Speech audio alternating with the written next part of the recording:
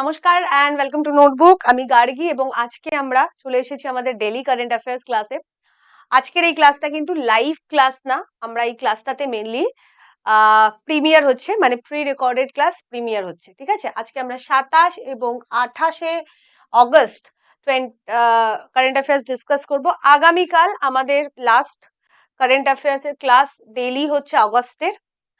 তারপরে আমরা আগস্টের পিডিএফ শেয়ার করে দেবো এন্ড আমরা আমাদের সেপ্টেম্বরে daily current affairs class start করব। তো শুরু করে দিচ্ছি। আজকে একটু বেশি প্রশ্ন আছে, দুটো দিনের প্রশ্ন, তো একটু ধৈর্য ধরে ক্লাসটা দেখতে হবে। ওকে, চলো আজকে যদি আমরা দেখি যে প্রথম প্রশ্ন, first question of today, who won the Durand cup 2025? কিছুদিন আগে আমরা দেখলাম যে ডুরান্ট কাপের ফাইনাল হয়েছে এবং সেই ডুরান্ট কাপের ফাইনালে কোন টিম জিতেছে। এর মধ্যে diamond Harbour football club, Mohun Bagan super giant FC Goa নাকি নর্থ ইস্ট ইউনাইটেড এফসি, এর মধ্যে কোন টিমটি এই ডায়মন্ড ডুরান্ট কাপ জিতেছে? ইজি ওয়ান, সবাই বলতে পারবে। চলো, absolutely correct. The correct answer is North East United FC. North East United FC. North East United FC কিন্তু তাদের সেকেন্ড টাইটেল জিতলো, their second title of Durand cup.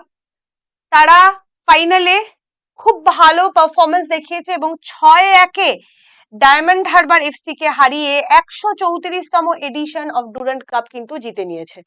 খুব ভালো জিত, বুঝতেই পারছো, 6-1 হারিয়েছে। তো একদম বলতে পারি যে ডায়মন্ড হারবার এফসি কে একদম ধরাশায়ী করে কিন্তু নর্থ ইস্ট ইউনাইটেড এফসি জিতে নিয়েছে। ডুরান্ট কাপ নিয়ে বিভিন্ন প্রশ্ন আসে, অনেক সময় জিজ্ঞেস করা হয় ডুরান্ট কাপ কোন খেলার সাথে যুক্ত, কেন ডুরান্ট কাপ, সব থেকে কোন বছর শুরু হয়েছিল, এই সমস্ত জিনিসগুলো। তো একটু ওই জন্য ডুরান্ট কাপের সাথে যুক্ত স্ট্যাটিক জিকে গুলো আমরা দেখে নিই। ডুরান্ট কাপ এটা একটা অ্যানুয়াল ডোমেস্টিক ফুটবল কম্পিটিশন যেটা ভারতে অনুষ্ঠিত হয়। ফুটবল কম্পিটিশন অ্যানুয়াল হয়, এটা মানে প্রত্যেক বছর ডুরান্ট কাপ হয়। প্রথমবার 1888 সালে কিন্তু সিমলাতে হয়েছিল, অনেক পুরনো কাপ। এবারের এডিশনটা কত? 134তম, 134th এডিশন 2025-এরটা। Oldest existing club football tournament in Asia, এশিয়াতে সব থেকে পুরানো ক্লাব ফুটবল টুর্নামেন্ট হচ্ছে ডুরান্ট কাপ এবং পৃথিবীর মধ্যে third oldest club football tournament. এই কম্পিটিশনের এই নাম, মানে ডুরান্ট কাপ নামটার কারণ রাখার কারণ কি, মর্টিমার, এটা একটু ভুল হয়েছে, এটা হবে মর্টিমার ডুরান্ট, যিনি 1888 সালে তৎকালীন ব্রিটিশ ভারতের ফরেন সেক্রেটারি ছিলেন। উনি এই ক্লাব খেলাটি শুরু করেন, এই ক্লাব ফুটবল লিগের, এবং ওনার নাম অনুসারেই কিন্তু এর নাম ডুরান্ট কাপ রাখা হয়। সব থেকে বেশি সাকসেসফুল টিম হচ্ছে মোহনবাগান, যারা টোটাল ডুরান্ট কাপে 17টা টাইটেল জিতেছে। রিসেন্ট লাস্ট যেটা জিতেছে সেটা 2023 সালে, এবং সেকেন্ড সাকসেসফুল টিম যদি বলি দ্যাট ইজ ইস্ট বেঙ্গল, যারা 16টা টাইটেল জিতেছে টোটাল, ঠিক আছে। এই বছর নর্থ ইস্ট ইউনাইটেড এফসি তারা তাদের দ্বিতীয় টাইটেল অফ ডুরান্ট কাপ জিতলেন। Question 2, who has been appointed as the Deputy National Security Advisor to the Prime Minister? Prime মিনিস্টারের ন্যাশনাল সিকিউরিটি অ্যাডভাইজার আমরা সকলে জানি অজিত দোভাল আছেন। ডেপুটি ন্যাশনাল সিকিউরিটি অ্যাডভাইজার হিসেবে কাকে অ্যাপয়েন্ট করা হলো? This is the question. চলো, अनीस दयाल सिंह, दलजीत सिंह चौधरी, राहुल रसगोत्रा नाकि Paramesh Sivamani? Absolutely correct, it is Anees Dayal Singh. Anees Dayal Singh যিনি কিনা এর আগে সিআরপিএফ সেন্ট্রাল রিজার্ভ পুলিশ ফোর্সের হেড দায়িত্ব পালন করেছেন, ওনাকে কিন্তু deputy national security adviser to prime minister of India appoint করা হলো। বর্তমানে 60 বছরের अनीस दयाल সিং ইনি কিন্তু ডিরেক্ট এনএসএ অজিত দোভালকে রিপোর্ট করবেন। উনি মণিপুর ক্যাডারের 1988 ব্যাচের একজন আইপিএস অফিসার এবং এর আগে উনি কিন্তু সিআরপিএফ এর চিফ হিসেবেও দায়িত্ব সামলেছেন। Question 3, when did Prime Minister Narendra Modi undertake his two-nation visit to Japan and China? তাহলে রিসেন্টলি আমাদের ভারতবর্ষের প্রধানমন্ত্রী দুটো দেশের ভিজিটে গেছিলেন, সেটা একটি হচ্ছে জাপান আর একটি হচ্ছে চায়না। তো এই সেটা কোন তারিখ থেকে কোন তারিখ অব্দি গেছে, ভীষণ ইম্পর্টেন্ট প্রশ্ন। কারণ আমরা জানি China, Japan as well as বর্তমানে চায়নার সাথে ভারতের রিলেশন দ্যাট ইজ অন্য লেভেলে হচ্ছে, বিশেষ করে ইউএসএ এর সাথে দূরত্ব বেড়ে যাওয়ার পরে। এবং এই মুহূর্তে এসসিওর মিটিং অ্যাটেন্ড করতে চায়নায় যাওয়া এবং সেখানে চায়নার প্রিমিয়ারের সাথে বিভিন্ন বিষয়ে আলোচনা করা, সেটা কিন্তু ডিপ্লোম্যাটিক ওয়েতে একটা ভীষণ ইম্পর্টেন্ট জিনিস। তো কারেক্ট আনসার ইজ 29শে আগস্ট। উনি দুদিন জাপানে কাটিয়েছেন, 29 এবং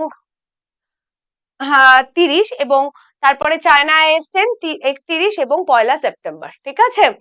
প্রাইম মিনিস্টার নরেন্দ্র মোদী উনি মেনলি জাপানে গেছিলেন, জাপানের বর্তমানের প্রাইম মিনিস্টার মিস্টার ইসিবা সিগেরুর আমন্ত্রণে, এবং সেখানে গিয়ে কিন্তু উনি 15তম ইন্ডিয়া জাপান অ্যানুয়াল সামিটে পার্টিসিপেট করেছে এই, এবং তারপরে উনি চলে আসেন চায়না, এবং সেখানে তিনি 1 সেপ্টেম্বর এসসিওর যে সামিট যেটা কিনা অনুষ্ঠিত হচ্ছিল এই বছর চায়নাতে, সেখানে পার্টিসিপেট করেছেন, যেখানে ওনার সাথে কিন্তু আলোচনা হয়েছে রাশিয়ান প্রেসিডেন্ট ভ্লাদিমির পুতিনেরও সাথে।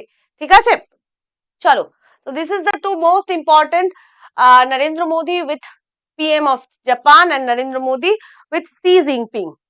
চলো, who inaugurated the All India Speaker Conference? All India Speaker Conference K inaugurate করলেন recently? Recently who inaugurated All India Speakers Conference? Easy one, এটাও easy one. চলো দেখে নি সঠিক উত্তর। ইট ইজ আমাদের ভারতবর্ষের home minister, union home minister and cooperation minister Shri Amit Shah কিন্তু অল ইন্ডিয়া স্পিকার্স কনফারেন্স, দুদিনের অল ইন্ডিয়া স্পিকার কনফারেন্স কিন্তু ইনগ্রেট করলেন কোথায়? দিল্লিতে, দিল্লি অ্যাসেম্বলিতে। এবং এখানে মেনলি এটা অর্গানাইজ করা হয়েছিল two commemorate the centenary year of election of Vittalbhai Patel as the first Indian Speaker of the Central Legislative Assembly. Central Legislative Assembly প্রথম ভারতীয় স্পিকার হিসেবে অ্যাপয়েন্টেড হয়েছিলেন বা ইলেক্টেড হয়েছিলেন ভিট্টালভাই পটেল। সেই ইলেকশনের 100 বছর পূর্তি হয়েছে, এবং সেই উদ্দেশ্যে কিন্তু এই দিল্লি অ্যাসেম্বলিতে দুদিনের অল ইন্ডিয়া স্পিকার কনফারেন্স আয়োজন করা হয়েছিল।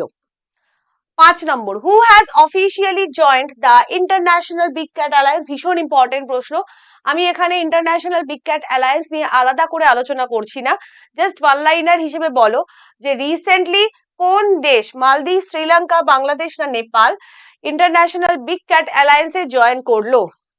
ইন্টারন্যাশনাল বিগ ক্যাট অ্যালায়েন্স, যেটা আমরা দুটো জিনিস মনে রাখবে খুব ইম্পর্টেন্ট, যেটা ভারতের ইনিশিয়েটিভের মাধ্যমে ইনিশিয়েটিভ ছিল প্রথম, এবং তারপরে সেটা সারা বিশ্বে অ্যাকসেপ্টেড হয়েছে। প্রথম Indian international solar alliance and the second one is international big cat alliance. দুটোর ক্ষেত্রেই কিন্তু যারা একদম লিডারশিপ ভূমিকা পালন করেছে সেটা হচ্ছে আমাদের ভারতবর্ষ। কারেক্ট আনসার অলরেডি সবাই দিয়েছো, it is Nepal. Nepal officially কিন্তু ইন্টারন্যাশনাল বিগ ক্যাট অ্যালায়েন্সে জয়েন করলো, যেখানে বিগ ক্যাট বা বড় বেড়ালদের যে 7টা প্রজাতি আছে, সেই 7টি প্রজাতিকে কনজার্ভ করার জন্য এই ইন্টারন্যাশনাল বিগ ক্যাট অ্যালায়েন্স কিন্তু প্রথম গঠিত হয়েছিল। এবং আমরা জানি যে এই বছর জানুয়ারি মাসে কিন্তু এটা অফিসিয়ালি কাজ করতেও কিন্তু শুরু করে দিয়েছে অলরেডি। 6 নম্বর প্রশ্ন, which city tops the released smart city index ranking? এখানে একটা যদি রিসেন্টলি দিই তাহলে সেন্টেন্সটা পূরণ হয়ে যাবে, তাই তো? তাহলে রিসেন্টলি যে স্মার্ট সিটি ইন্ডেক্স 2025 বেরিয়েছে, সেখানে সারা বিশ্বের মধ্যে কোন শহরটি টপ পজিশনে আছে? চলো, easy one, it is Zurich. একদম যারা যারা জুরিক বলেছো সঠিক উত্তর, অ্যাবসলিউটলি জুরিক। আইএমডির তরফ থেকে যে স্মার্ট সিটি ইন্ডেক্স 2025 রিলিজ করা হয়েছে, যেটা রিলিজ করেছে IMD, international institute for management and development, এবং এই আইএমডি স্মার্ট সিটি ইন্ডেক্স অনুযায়ী সারা বিশ্বে সব থেকে বেশি স্মার্টেস্ট সিটি হচ্ছে জুরিক। ঠিক আছে। এবং what is smart city? Smart city বলতে আমরা কি বুঝি? Smart city is an urban setting that applies technology to enhance the benefits and mitigate the drawbacks of urbanization for its citizen. তার মানে স্মার্ট সিটি বলতে আমরা সেই সমস্ত শহরকে বুঝি যেই সমস্ত শহরগুলোতে স্মার্ট টেকনোলজি বা একদম রিসেন্ট টেকনোলজিকে অ্যাপ্লাই করা হচ্ছে সিটিজেনদের বিভিন্ন সমস্যা সমাধানের জন্য এবং বিভিন্ন সিটিজেন সেন্ট্রিক সার্ভিসেস দেওয়ার জন্য। এবং এই র্যাঙ্কিং অনুযায়ী সব থেকে smartest city as per 2025 is Zurich.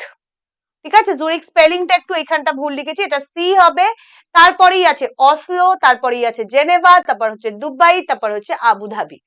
এই যে সিটিগুলো পাঁচটা কি ক্রাইটেরিয়া বা কি ইন্ডিকেটরের ওপর মেইনলি র্যাঙ্কিংটা হয়, সেটা হচ্ছে health and safety, mobility, activities, opportunities and governance. এই পাঁচটা এরিয়াতে কত বেশি করে টেকনোলজি ইউজ করা হচ্ছে বা কত বেশি সিটিজেন্সরা টেকনোলজি ইউজ করে এই পাঁচটা সার্ভিস পাচ্ছে, কোন শহরে এই টেকনোলজিক্যাল ইমপ্রুভমেন্টটা বা ইমপ্লিমেন্টেশনটা বেশি হয়েছে তার উপরেই বেস করে কিন্তু এই র্যাঙ্কিংটা করা হয়। এবং এই স্মার্ট সিটি ইন্ডেক্সে ভারত থেকে যে দেশটি প্রথম আছে, ভারত থেকে যে শহরটি প্রথম আছে সেটি হচ্ছে দিল্লি। ঠিক আছে, question number 7, where will India's first urban ropeway transport system start? এটা আমরা আগেও পড়েছি কারেন্ট অ্যাফেয়ার্সে যে ভারতের প্রথম, আমি বারবার বলি সুপারলেটিভ যদি প্রশ্ন হয়, ভারতের প্রথম, ভারতের লম্বা, সব থেকে লম্বা, ভারতের সব থেকে ছোট, তাহলে সেই প্রশ্নটা কিন্তু ইম্পর্টেন্ট হয়ে যায়। তাহলে ভারতের প্রথম আরবান রোপওয়ে ট্রান্সপোর্ট সিস্টেম কোথায় চালু করা হয়ে গেল? এর আগে আমরা এই কারেন্ট অ্যাফেয়ার্সটা পড়েছিলাম, সেখানে পড়েছিলাম যে ভারতের প্রথম আরবান ট্রান্সপোর্ট সিস্টেম কোথায় স্টার্ট হতে চলেছে, আর আমরা এখন পড়ছি কোথায় স্টার্ট হয়ে গেল, সেটা হচ্ছে বারাণসী। আমরা সবাই জানি ভারতের প্রথম urban public transport ropeway services কিন্তু চালু হচ্ছে উত্তরপ্রদেশের বারাণসীতে। এবং টোটাল 5টা স্টেশনকে, 5টা এরিয়াতে 5টা স্টেশনকে এই রোপওয়ে সার্ভিস কানেক্ট করবে, কিন্তু তার মধ্যে 3টে স্টেশনের কাজ কিন্তু কমপ্লিট এবং এই বছর মানে 2025-এর এন্ডের মধ্যেই কিন্তু এই রোপওয়ে সার্ভিসটা কিন্তু অ্যাক্টিভ সম্পূর্ণভাবে হয়ে যাবে। টোটাল 800 কোটি টাকার খরচে কিন্তু এই প্রজেক্টটা তৈরি করা হয়েছে এবং এই প্রজেক্টটা যেমন টুরিস্টদের সাহায্য করবে, ঠিক একইভাবে বারাণসীর যারা লোকাল লোকজন আছে তাদেরও কিন্তু ট্রান্সপোর্টে সাহায্য করবে। টোটাল 3.75 কিলোমিটার স্ট্রেচে 5টা স্টেশন রোপওয়ে সার্ভিসের মাধ্যমে কানেক্ট করা হয়েছে এবং প্রথম থেকে শেষ অবধি এটা বানারস ক্যান্টনমেন্ট রেলওয়ে স্টেশনের সাথে গোদৌলিয়া চককে কিন্তু কানেক্ট করবে।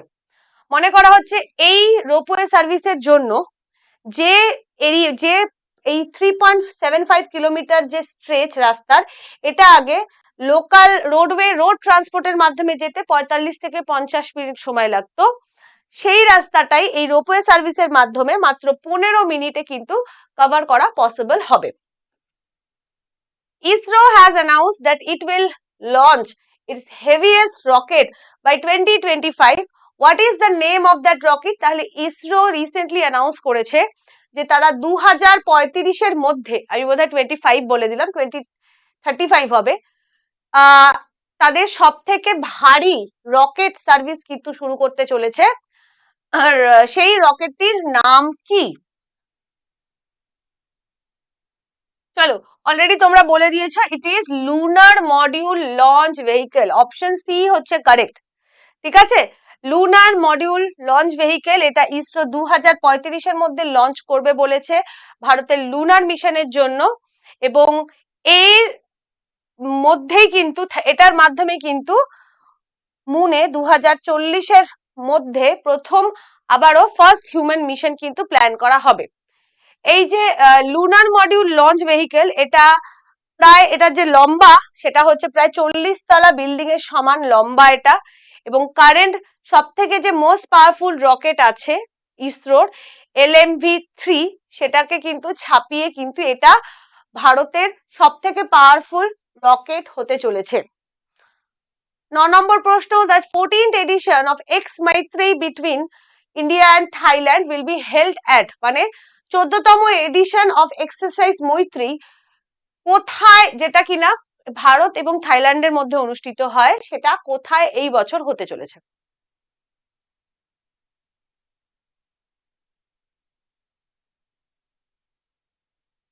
চলো, ইট ইজ অ্যাবসলিউটলি কারেক্ট, সেটা হচ্ছে মেঘালয়ের উমরইতে। এক্সারসাইজ মৈত্রী, MAITREE, এটা 2006 প্রথম ভারত আর থাইল্যান্ডের যে জয়েন্ট ট্রেনিং এক্সারসাইজ শুরু হয়েছিল। এই বছর একটা 14তম এডিশন, অল্টারনেটিভ ইয়ারে এটা ভারত এবং থাইল্যান্ডে অনুষ্ঠিত হয়ে থাকে। এই বছর মানে 2025-এ এটা ভারতের মেঘালয়াতে হচ্ছে। Who with whom has India signed an agreement to supply fortified rice for global food assistance?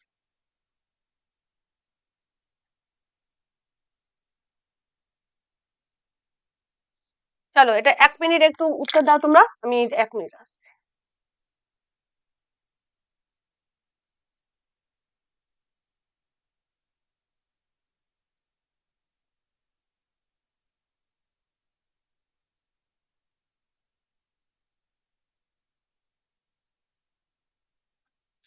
চলো, একদম সঠিক উত্তর অনেকেই দিয়েছো, সেটা হচ্ছে world food programme, WFP। Recently ভারতীয় government united nation world food প্রোগ্রামের সাথে একটা এগ্রিমেন্ট সাইন করেছে, এবং এই এগ্রিমেন্টের মাধ্যমে কিন্তু প্রধান উদ্দেশ্য কি, সারা বিশ্বের যে হাঙ্গার, গ্লোবাল হাঙ্গার, সেটাকে অ্যাড্রেস করা, এবং ভারত কিন্তু সেই গ্লোবাল হাঙ্গারকে অ্যাড্রেস করার ক্ষেত্রে সাহায্য করতে চাইছে। তো এই যে এগ্রিমেন্ট, এই যে ইনিশিয়েটিভ, এর আন্ডারে department of food and public distribution system, government of ইন্ডিয়ার, তারা কিন্তু ওয়ার্ল্ড ফুড প্রোগ্রামের আন্ডারে বিভিন্ন দেশগুলোতে, যেগুলো যুদ্ধ দ্বারা, যে সমস্ত দেশে মানুষের বিভিন্ন সমস্যা, ক্ষুধার্ত মানুষেরা আছে, যেগুলো বিভিন্ন কোনো ইন্টারনাল ক্রাইসিস বা কোনো যুদ্ধের মাধ্যমে কি বলবো এফেক্টেড, সেই সমস্ত দেশগুলোতে ফর্টিফাইড রাইস কিন্তু ভারত থেকে এক্সপোর্ট করা হবে। ঠিক আছে, যাতে সেই সমস্ত দেশগুলোতে, সেই সমস্ত জোনগুলোয় মানুষের, যারা অত্যাচারিত মানুষের, যাতে নিউট্রিশনাল সাপ্লিমেন্টটা তারা পেতে পারে, সেই কারণে এটা করা হবে। ফর্টিফাইড রাইস বলতে রাইসটাকে প্রসেসড করে এমন রাইস তৈরি করা হয় যেটা থেকে ভিটামিন, মিনারেলস, এই সমস্ত এক্সট্রা নিউট্রিয়েন্টস গুলো যাতে মানুষ পায়। আমরা যে বলি না, দেখবে রেশন থেকে চাল দেওয়া হয়, সেই চালগুলো একটু অদ্ভুত ভাবে সাদা সাদা হয়, সেইগুলোকে অনেকে বলে প্লাস্টিকের চাল, বাট না, দ্যাট ইজ নট প্লাস্টিকের চাল। নর্মাল চালকে প্রসেস করে ফর্টিফাইড রাইস তৈরি করা হয়, এবং তার মধ্যে ফর্টিফাইড রাইস মানে নর্মাল রাইস প্লাস কিছু ভিটামিনস, কিছু মিনারেলস, যাতে সেই চালটা খেলে শুধু কার্বোহাইড্রেট পেটে যাচ্ছে না, তার সাথে ভিটামিনস, মিনারেলস, এইগুলো কিন্তু মানুষের শরীরে প্রবেশ করছে এবং শরীরের যে নিউট্রিশনাল যে রিকোয়ারমেন্ট, সেটাকে পূরণ করছে। India has temporarily suspended postal services of which country? কোন দেশে পোস্টাল সার্ভিস, ভারতীয় পোস্ট, রিসেন্টলি কিছুদিনের মানে ফর দ্য টাইমিং ব্যান করে দিয়েছে? চলো, it is with USA। Actually recently 22শে আগস্ট ইন্ডিয়া পোস্ট ডিক্লেয়ার করেছে যে তারা আপাতত কিছুদিনের জন্য from 25th of August postal service USA তে তারা কিন্তু বন্ধ করে দিচ্ছে। ঠিক আছে, তার প্রধান উদ্দেশ্য, কারণটা কি, তার পিছনে new American import duty. Actually postal ডিপার্টমেন্টের তরফ থেকে বলা হয়েছে যে US যে নতুন ট্যারিফ রুল বানিয়েছে, তার ফলে এতদিন অবধি যে long standing $800 de minimis exemption Bharat পেত, সেটা কিন্তু আর পাচ্ছে না। এর মানে কি, এই যে ডি মিনিমিস এক্সেমশন, এর মানে হচ্ছে যে $800 অবধি কোনো জিনিস যদি এক্সপোর্ট করা হতো USA তে, তাহলে তার ক্ষেত্রে আলাদা করে কোনো ডিউটি লাগতো না, সেই এক্সপোর্টটা ডিউটি ফ্রি হতো। বর্তমানে আপাতত যেটা রাখা হয়েছে, $100 অবধি পার্সেলে কিন্তু ডিউটি ফ্রি পাঠানো যাবে, কিন্তু 100-এর উপরে হলেই কিন্তু এক্সট্রা ট্যারিফ US সরকার লাগু করছে। এবং এটা নিয়ে Bharat as well as India post কনফিউশনে আছে, এবং যে কোনো পার্সেলই যদি যায়, খুব ছোট মানে কোনো ডকুমেন্টস বা খুব ছোট পার্সেল ছাড়া, প্রত্যেকটাই কিন্তু $100-এর $100 ক্রস করে যাচ্ছে, এবং $100 ক্রস করে যাওয়া মানেই কিন্তু তার মধ্যে এক্সট্রা ট্যারিফ ইউএস লাগু করছে। এই কনফিউশনের জন্য কিন্তু আপাতত ইন্ডিয়া পোস্ট ইউএসএ তে পোস্টাল সার্ভিস কিন্তু বন্ধ করে দিয়েছে। Which country will host the 68th Commonwealth Parliamentary Conference 2025? কোন দেশ 68তম কমনওয়েলথ পার্লামেন্টারি কনফারেন্স 2025 হোস্ট করতে চলেছে?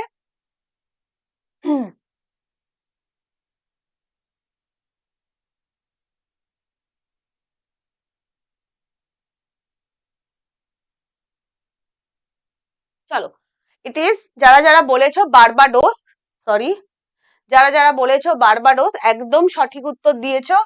68তম কমনওয়েলথ পার্লামেন্টারি কনফারেন্স এটা কিন্তু এই বছর পার্লামেন্ট অফ বার্বাডোস এবং CPA Barbados branch in Bridgetown বার্বাডোসে অনুষ্ঠিত হবে 5 থেকে 12 অক্টোবর।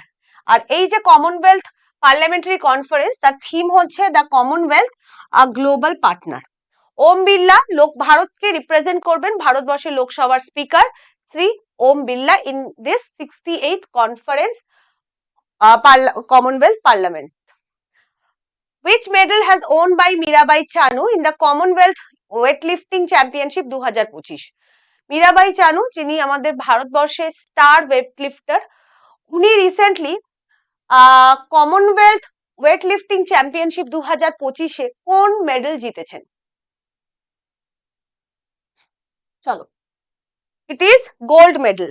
ঠিক আছে, ভারতের মীরাবাই চানু উনি কিন্তু রিসেন্টলি যে কমনওয়েলথ ওয়েটলিফটিং চ্যাম্পিয়নশিপ অনুষ্ঠিত হচ্ছে, যেটা ভারতেই অনুষ্ঠিত হয়েছে আহমেদাবাদে, সেখানে গোল্ড মেডেল জিতেছেন। উনি টোটাল 193 কিলোগ্রাম ভারোত্তোলন করে নতুন রেকর্ড গড়েছেন, এর মধ্যে যেটা কিনা স্ন্যাচ, ক্লিন অ্যান্ড জার্ক এবং টোটাল ইভেন্টে ছিল। এছাড়াও উনি 84 কিলোগ্রাম স্ন্যাচ ইভেন্টে, 109 কিলোগ্রাম ক্লিন এবং জার্ক ইভেন্টে ভারোত্তোলন করেছেন, দুটোই কিন্তু নতুন রেকর্ড গড়েছে। এছাড়াও উনি ওমেন্স 48 কিলোগ্রাম পোডিয়ামেও কিন্তু প্রথম হয়েছেন। তো এই ওভারঅল ভিক্টরি এবং গোল্ড মেডেলের ফলে 2026-এ যে কমনওয়েলথ গেমস হতে চলেছে গ্লাসগোতে, সেখানে কিন্তু তিনি ডাইরেক্ট কোয়ালিফাই করে গেছেন। Which state government has announced new scholarship in the name of astronaut group captain Shubhanshu Shukla? কোন স্টেট গভর্নমেন্ট রিসেন্টলি আমাদের ভারতের গর্ব শ্রী শুভাংশু শুক্লার নামে নতুন স্কলারশিপ চালু করেছে? চলো, যারা যারা উত্তর দিয়ে দিয়েছো একদম সঠিক, ইট ইজ উত্তরপ্রদেশ। উত্তরপ্রদেশের চিফ মিনিস্টার শ্রী যোগী আদিত্যনাথ কিন্তু অ্যানাউন্স করেছে যে তারা যে সমস্ত স্টুডেন্ট স্পেস টেকনোলজি নিয়ে পড়াশোনা করছে তাদের জন্য একটা স্পেশাল স্কলারশিপ চালু করা হবে। স্কলারশিপের ডিটেলস এখনো কোথাও দেওয়া হয়নি, ওই জন্য আমি তোমাদের বলতে পারছি না। তাদেরকে শুভাংশু শুক্লা নামে, গ্রুপ ক্যাপ্টেন শুভাংশু শুক্লার নামে কিন্তু নতুন স্কলারশিপ চালু করা হয়েছে, যেটা উত্তরপ্রদেশে যে সমস্ত স্টুডেন্টরা স্পেস টেকনোলজি পারসিউ করছে তাদের জন্যই এই স্কলারশিপটা। এবং আজকে শেষ প্রশ্ন, which of the paramilitary forces of India has recently introduced its all women commando unit? ভারতের কোন প্যারামিলিটারি ফোর্সেস রিসেন্টলি একটা অল ওমেন কমান্ডো বা সেই প্যারামিলিটারি ফোর্সের প্রথম অল ওমেন কমান্ডো ইউনিট তৈরি করতে চলেছে?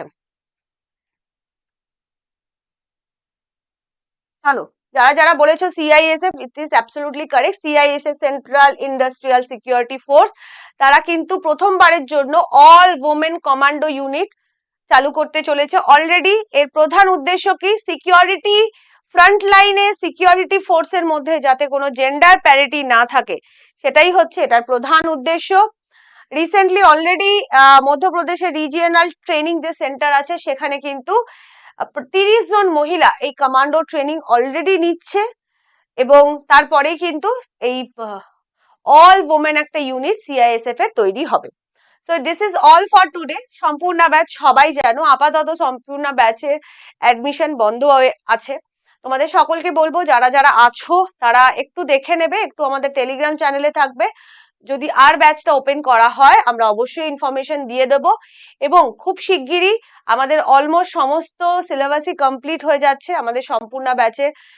রিজনিং কমপ্লিট হয়ে গেছে, ম্যাথস কমপ্লিট হয়ে গেছে, তোমাদের জাস্ট বায়োলজি কমপ্লিট, সায়েন্সও কমপ্লিট হয়ে গেছে, বাকি সাবজেক্টসও খুব তাড়াতাড়ি কমপ্লিট হয়ে যাবে। এবং তারপরে আমরা মেন ফোকাস করছি সেটা হচ্ছে আমাদের এসএসসির যে কারিকুলামটা আমরা অ্যাড করেছি সেখানেও আমরা ফুল ফ্রেজেডলি ট্রাই করছি এবং অবশ্যই হয়ে যাবে বাই নভেম্বর। যেহেতু আমাদের এখন 24 তারিখের পর থেকেই পূজা ভ্যাকেশন শুরু হয়ে যাবে, তো বাই নভেম্বর আমরা আমাদের VOD sessions of SSC complete করে দেবো। ইন দ্য মিন টাইম যদি আমাদের WBCS 2024 নোটিফিকেশন আসে, আমরা তার প্র্যাকটিস ক্লাসেস তোমাদের দিতে শুরু করব, প্র্যাকটিস সেট দেব ফুল লেংথের, এবং তার সাথে সাথে এসএসসি এবং এনটিপিসির জন্য কিন্তু প্র্যাকটিস ক্লাসেস আর আমাদের সম্পূর্ণ ব্যাচে থাকবে। সুতরাং নভেম্বরের পরেই ব্যাচটি তোমাদের জন্য ভ্যালিড আছে এপ্রিল 2026 অবধি। এই দীর্ঘ প্রায় 6 মাস আমরা কিন্তু মেইনলি জোর দেব প্র্যাকটিস ক্লাসের ওপর, ডাউট ক্লিয়ারিং ক্লাসের ওপর, এবং স্পেশালি তোমরা যদি কোনো টপিক পড়তে চাও কোনো সাবজেক্টে তার উপর। ঠিক আছে, তো this is all for today. এই সম্পূর্ণ ব্যাচের কোর্স লিঙ্কটা ভিডিও ডেসক্রিপশনে পেয়ে যাবে। আর এই পার্টিকুলার ক্লাসের যে পিডিএফ, সেটা আমি ডেইলি কারেন্ট অ্যাফেয়ার্স এর পিডিএফটা যে টেলিগ্রাম চ্যানেল আছে সেখানে শেয়ার করে দিই, আজও শেয়ার হয়ে যাবে। তো থ্যাংক ইউ টু এভরিওয়ান, সকলকে আবারও বলবো প্লিজ আমাদের চ্যানেলটা যারা নতুন আছো সাবস্ক্রাইব করে নিও, যদি ভালো লাগে ক্লাসটা তবে লাইক করে দিও। আর যদি মনে হয় যে না এটা থেকে তোমার অন্য বন্ধুরা আমাদের সম্পূর্ণ ব্যাচ থেকে বা এই চ্যানেল থেকে অন্য বন্ধুরাও উপকৃত হতে পারে, খুব কম ফিজে, নমিনাল ফিজে গুড এডুকেশন, গুড গাইডেন্স পেতে চায়, দেন প্লিজ একটু শেয়ার করে দিও। ঠিক আছে, তো thank you to everyone, this is all for today. আগামীকাল দেখা হবে, যদি লাইভ না নিতে পারি আমি একদম রেকর্ড করে তোমাদেরকে দিয়ে দেবো। Thank you.